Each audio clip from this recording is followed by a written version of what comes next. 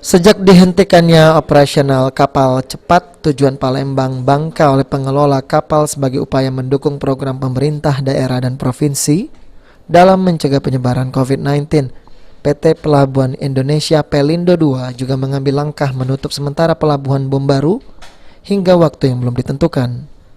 Indra Hidayat Sani, Eksekutif General Manager IPC Palembang mengatakan, meskipun terminal penumpang tutup sementara, namun operasional dan pelayanan terminal lainnya tetap beroperasi. Kapal barang tetap bisa bersandar dan melakukan bongkar muat baik di terminal peti kemas, terminal non peti kemas maupun terminal multipurposes.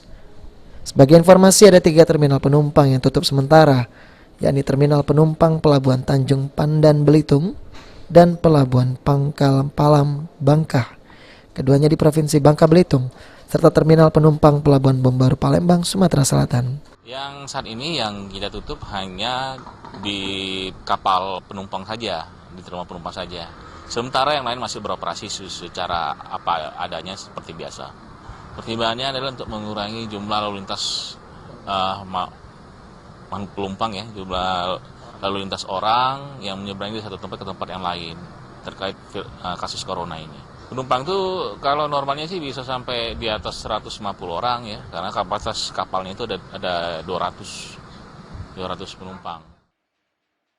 Ade Sunandar, Pal TV.